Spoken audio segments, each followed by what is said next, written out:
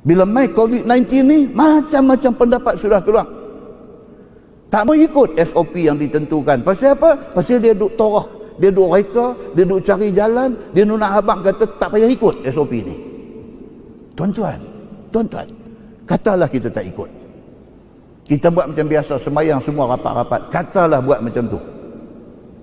Katalah ia menjadi sebab kepada satu masjid ataupun 50% daripada orang yang ada ni pergi kena COVID-19 ni.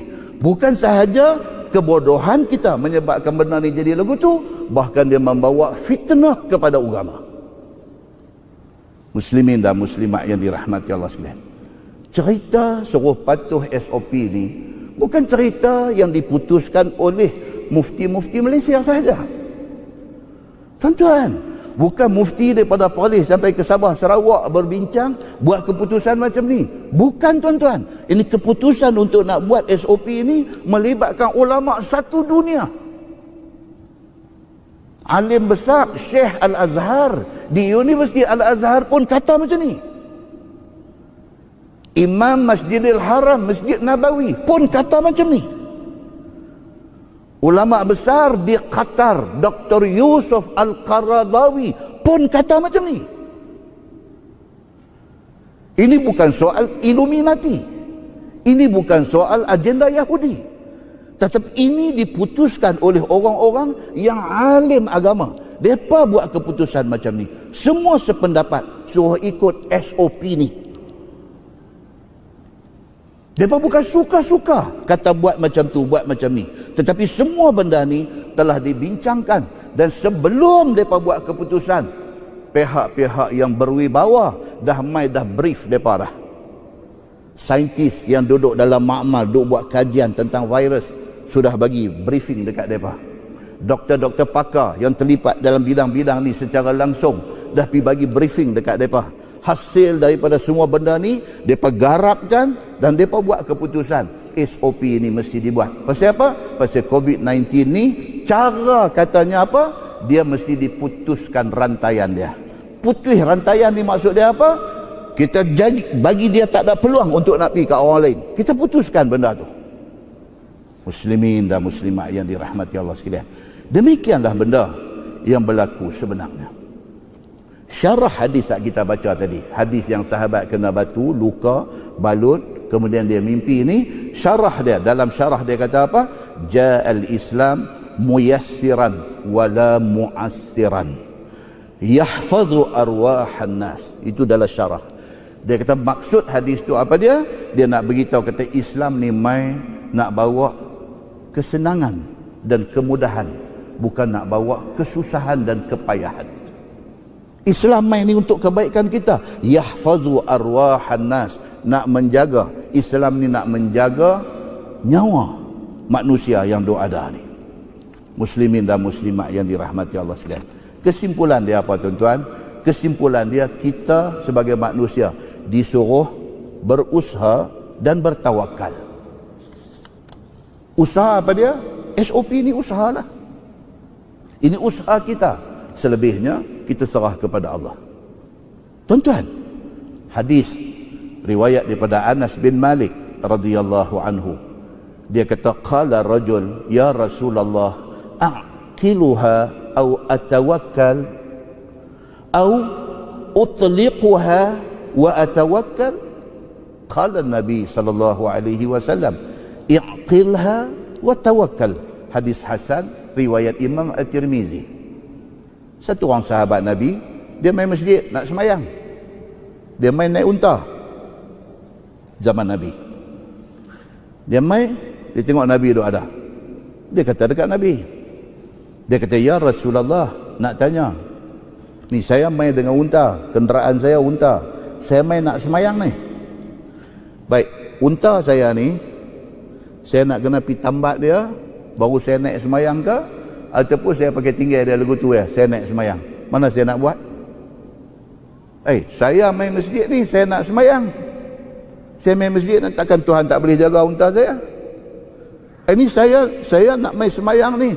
Saya nak jaga segala sunnah Nabi, suruh sah rapat-rapat semua ni. Takkan Allah tak boleh nak jaga kita, jangan bagi kena penyakit COVID ni? Macam tu lebih kurang contohnya.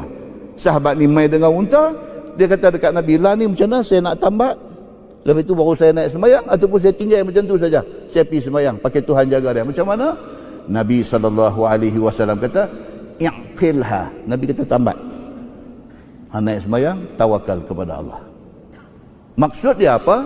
Islam, walaupun nak main buat kerja ibadat, usaha hang kena ada. Usaha hang kena ada. Muslimin dan muslimat yang dirahmati Allah sekalian. Kaedah dalam agama ada banyak. Di antaranya Nabi kata apa? La darar wa la dirar.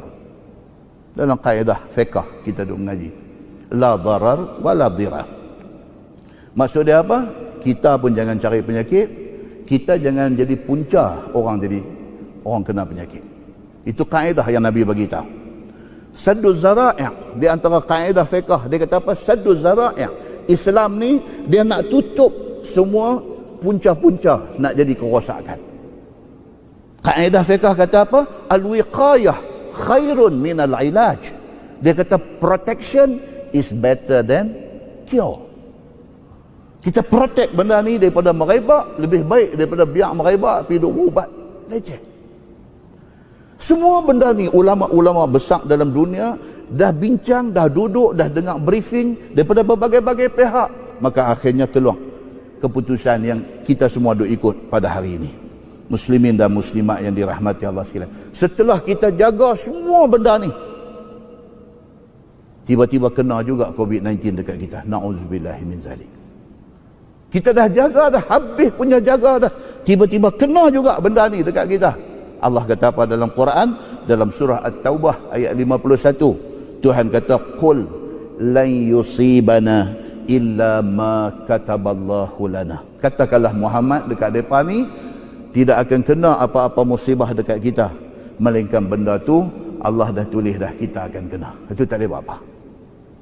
Tapi setelah kita jaga semua, tiba-tiba kena juga. Rupanya sudah tertulis kita nak kena. Dalam pada duk jaga tu, ada sekali dua kali kita tercuai, masa tu kena.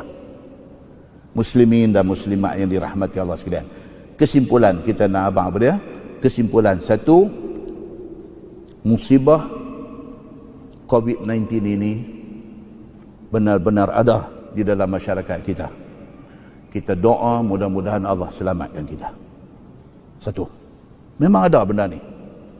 Kita minta Allah selamatkan kita daripada musibah ini. Kesimpulan kedua, daripada terpedaya dengan macam-macam teori yang kita dengar pada hari ini, minta Allah Subhanahu wa taala bagi satu fahaman yang jelas kepada kita. Kita dah dengar macam-macam. Pada waktu ni semua merepek apa semalam mereka hantar mai kat saya satu video tu, dia ada 60 muka surat tuan-tuan. Orang putih punya cerita ni. 60 muka surat nak habang kata COVID-19 nothing, tak ada apa.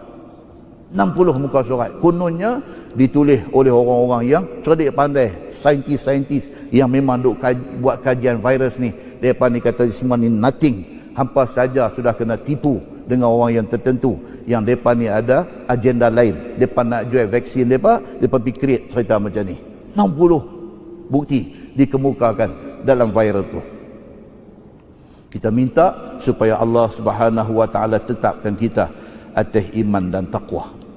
Dan yang paling penting tuan-tuan, yang paling penting apa dia? Ingat, benda ni pun mai daripada Allah. Allah sahaja yang boleh angkat dia pergi lain. Benda ni Allah yang hantar mai, dan Allah Subhanahu wa taala sahaja yang boleh angkat benda ni pergi lain.